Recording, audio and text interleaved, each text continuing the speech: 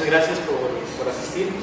Yo quiero contarles sobre nuestra investigación, que está motivada por un hecho que se dice por ahí, que es que aprender a programar en un lenguaje de programación no es una tarea fácil, incluso para nuestros estudiantes de la carrera. Esto lo dice la literatura, nosotros lo hemos vivido cuando vemos en la clase que el profesor le salen las cosas de maravilla, vamos a la casa, lo tiramos en un lenguaje de programación, hay errores de compilación rarísimos que tira el compilador, después ya corre y se cae, ese tipo de cosas. Entonces eso genera cierta frustración, genera también deserción de estudiantes o estrés, y nosotros dijimos, bueno, ¿cómo podemos mejorar eso? Nos fuimos a las teorías de aprendizaje y hay 4 grandes teorías. Las 4 están fundamentadas en una que se llama conexionismo.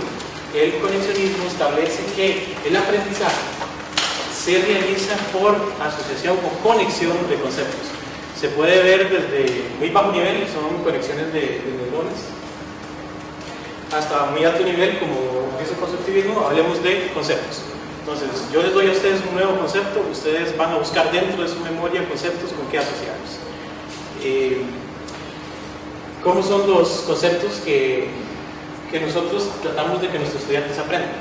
Son conceptos abstractos. Creo que nadie ha visto físicamente un archivo, un thread, un segmento de memoria, una computadora. Nosotros no podemos ir a la memoria de la computadora, tomar la pastillita y ver lo que hay, sino que nosotros, ¿qué hacemos? Pues lo imaginamos típicamente. Entonces, si los estudiantes están aprendiendo esos conceptos y se aprenden por asociación, ¿con qué están asociando los estudiantes esos conceptos? Nosotros usualmente no averiguamos eso, ni es trivial hacerlo.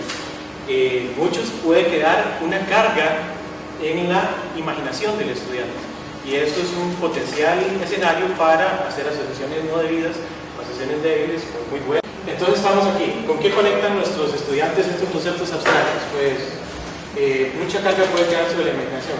Bueno, en computación, cuando nosotros creamos un nuevo concepto, realmente no hacemos como los de farmacia que se inventan fármacos y se ponen un nombre nuevo, único en el mundo, o como los de biología que descubren una nueva especie y buscan un nombre científico.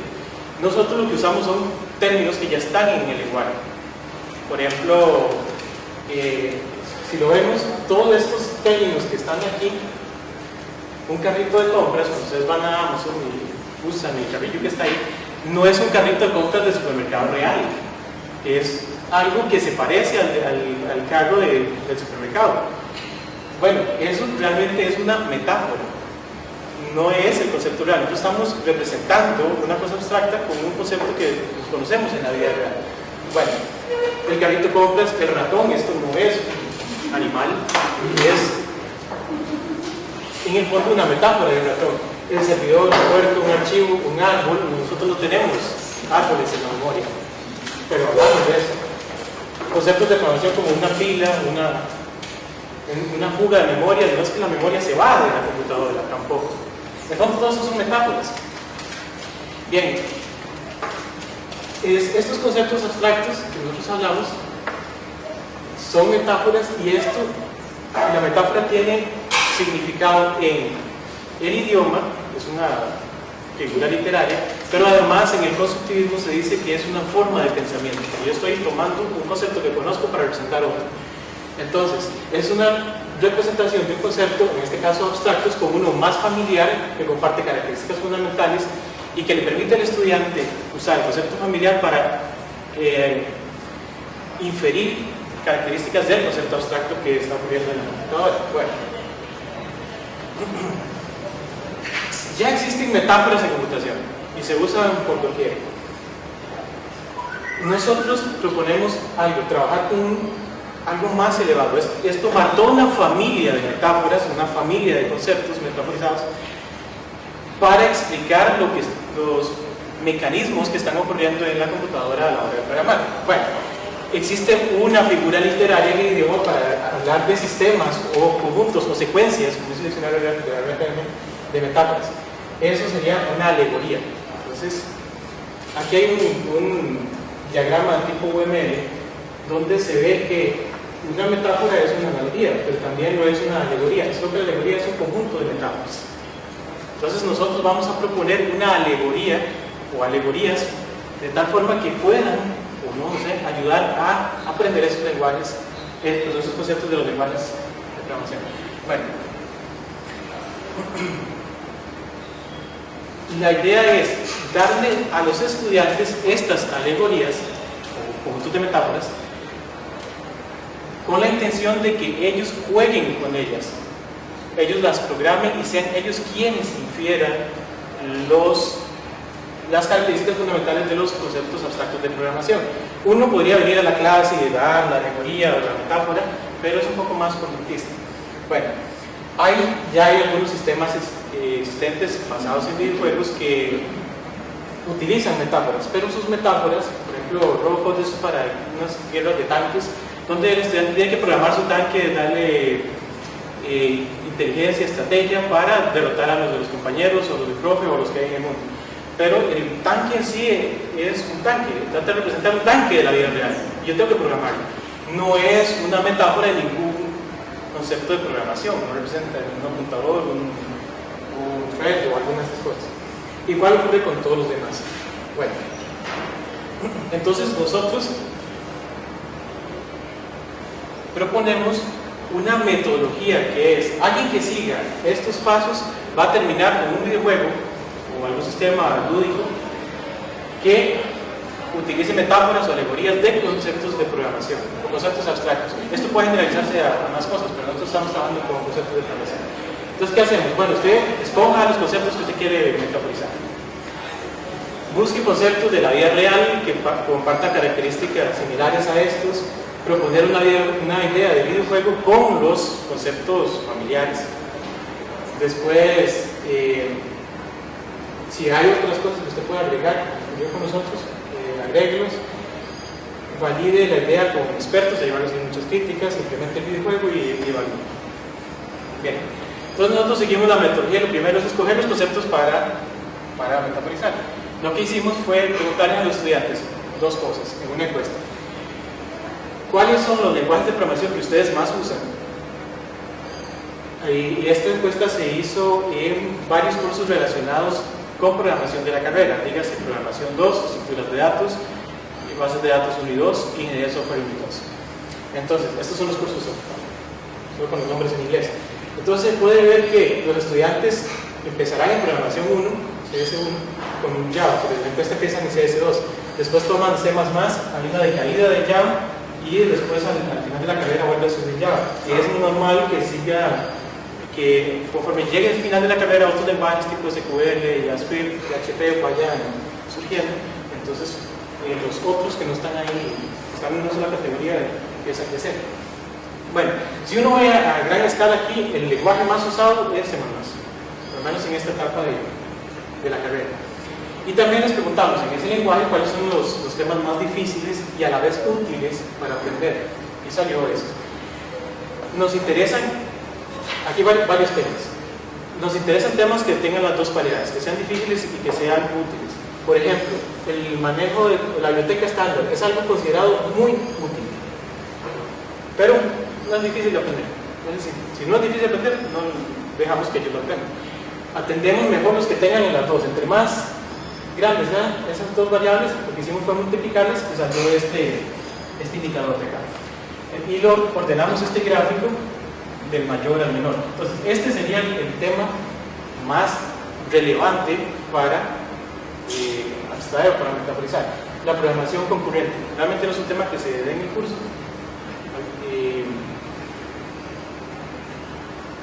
Después viene el manejo de memoria de C++. Programación de interfaces gráficas, que no es un tema de momento opcional, depuración, herencia y polimorfismo, y ahí va. Entonces nosotros escogimos estos dos temas y sacamos conceptos de ellos. Bueno, ¿cuáles son conceptos? El procesamiento concurrente, el concepto de memoria compartida, los segmentos de memoria, 94 en la arquitectura Intel, el concepto de apuntador o puntero, y el concepto de invocación de función, que es el que forma la memoria de pila, que el segmento de pila. Bueno, y buscamos metáforas que se puedan hacer esto, alegorías con conceptos reales, y surgieron varias. de las cuales la que más ha quedado es un teatro de títeres, que ya se los voy a presentar.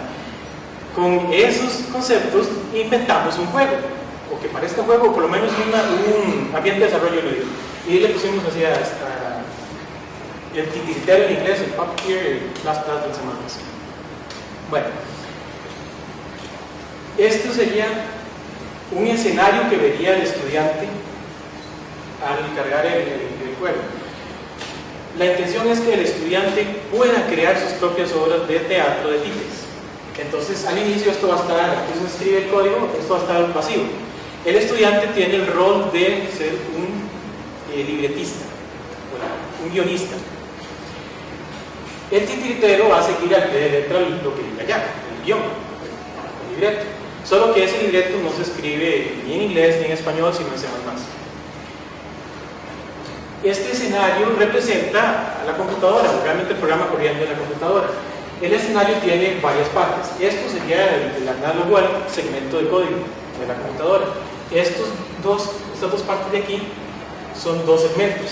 Este es el segmento de pila, donde está trabajando el titiritero. El titiritero es la metáfora del thread, o un hilo de ejecución. Él trabaja en esta área de acá, su memoria de pila, su memoria de trabajo, y esta área enorme, donde caben muchas cosas, el escenario es una metáfora del segmento de memoria dinámica, el heap segment. Bueno, hay algunas cosas. En este tipo de teatro no es debido que el titiritero se baje desde una plataforma y movilice los títeres acá, o sea que él se pase el segmento de heap, sino que él lo controle desde allá. ¿Cómo hace él para controlar el títere que está allá abajo? Bueno, necesita algún mecanismo. Ese mecanismo de la computadora es el apuntador. Entonces el apuntador aquí serían estos hilos, estos mecates, que le permiten al titiritero manipular esto. Bueno, entonces la obra de títeres tiene varias. El estudiante puede hacer varias obras. La primera obra es el entrenamiento. Vamos a entrenar al estudiante para que aprenda a hacer obras de teatro. El entrenamiento al inicio podría ser muy sencillo, hacer mucho andamiaje y decirle al estudiante: poner un títere acá o poner un par de títeres y diga que saluda a la audiencia y después cierra el telón. Para encerrar el telón y dejar el escenario limpio, el estudiante tiene que liberar la memoria, es decir, quitar a estos personajes, hacerlos delete, como ocurre en C++, que es responsabilidad del programador y el manejo de la memoria. Bueno, aquí este programa de hecho tiene una pulga. Se ve que, por ejemplo, ha creado aquí un gato que es un puntero con basura, su dirección es inválida, después pasa una copia de esa dirección válida, aquí hace uno que sí es correcto, crea un gato, en ese momento se va a ver el gato bien, hace algo con el gato, se destruye este puntero, que en ese momento se rompen las cuerdas, y ¿qué va a pasar? El estudiante ve que algo que no quiere, una escena, ocurrió, y ese algo me dice que también algo malo está ocurriendo aquí, que eso no yo controlo, es lo único que puedo controlar. Entonces yo tengo que mejorar mi código, tengo que arreglar la cosa en el código. Entonces, un error visual de la metáfora me lleva a mí naturalmente a una corrección del código. Bueno, ahí ocurrirá que al ver que se rompe esto, no puede recuperar este gato, ya perdió, hay una fuga de memoria, el telón se cierra, pero no va a poder pasar la escena, no puede continuar la acción, corre la escena, pero no pasa al siguiente nivel. Para pasar al siguiente nivel tiene que trabajar bien este puntero. Y bueno, hay otras cuestiones, hay ayuda, hay un conjunto de recursos que son los títeres que puede poner en escena. Podría haber también en la ayuda decirle qué es lo que tiene que hacer en esta escena y más cosas. Bueno, la metáfora está ideada para manejo de memoria, que son estas cuestiones de los segmentos, y también el procesamiento concurrente. Se supone que un titiritero solo puede manipular un títere a la vez. Realmente podría manejar los dos, pero entonces tiene que cambiar de uno al otro. Eso va a generar una especie de delay o flickering, no sé cómo decirle. Es decir, va a ser un task switching que es visible. Si yo quiero que la obra se vea fluida, que los dos personajes actúen naturalmente, yo necesitaré dos titiriteros. que es algo como sería esto, dos titiriteros trabajando con diferentes títeres. Normalmente solo van a tener uno. El titiritero es en el fondo un thread. Hay algunas cosas que tal vez se ven más naturales. Si quiero poner un dragón chino, que son unos títeres muy largos, yo necesitaré 2 o 3 titiriteros. Eso sería el concepto de memoria compartida. Bien. Esto es algo que les he dicho. Nada, esta podría ser la pantalla principal del ambiente lúdico. Aquí estaría la hora de entrenamiento. El estudiante llega, paga el boleto y entonces está trabajando en esta hora. O si no, esta sería una hora real de títeres que ellos tendrían que animar o pueden agregar su propia historia. Cada obra está compuesta en actos. Cada acto introduce un nuevo concepto en el entrenamiento, o el estudiante cuando hace su propia obra va creando sus propias escenas. La idea es que cuando ya ha completado una escena, que son los que tienen los cracks, estas cositas cerradas, él puede ejecutarlas en secuencia. Entonces se vería como una animación. Bueno. Dentro de la metodología, ¿qué otros conceptos abstractos se apoyan con esta metáfora, con esta alegoría? El concepto de herencia, porque si el estudiante quiere crear sus propios personajes, el ambiente le provee la clase puppet, títere, el puppeteer, y él puede heredar de esos, cambiarle las imágenes, hacer nuevas cosas, qué sé yo, si quiero que aparezca una motocicleta, entonces yo haría otro tipo de movimientos, de sonidos, entonces yo necesito herencia. Y también depuración. Cuando yo voy corriendo en la obra, puedo decirle que la vaya ejecutando línea a línea. En el script, en el libreto, vaya paso por paso. Entonces ver el efecto visual de aquello de inmediato. Eso tiene la ventaja de que es como un depurador, pero no sobrecargado de información como ocurre con los que vienen de los ambientes de desarrollo tradicionales, donde él te carga de números. Aquí es algo más agradable, creo que más amigable para un estudiante que está empezando. Bueno, ¿qué más hemos hecho? Se ha hecho validaciones con grupos de profesores y hemos recibido muchas críticas para mejorar. En general la idea ha sido aceptada positivamente y hay un apoyo que se haga una evaluación empírica, es decir, implementar esto y llevarlo a un ambiente de aprendizaje y evaluar si esto realmente mejora o empeora las cosas o se mejora o no el aprendizaje. Es una pregunta bien. Bueno, otra cosa que les puedo contar es que se ha aceptado como póster en TICSE, que es la conferencia más importante en el área de educación y computación. Y eso sería.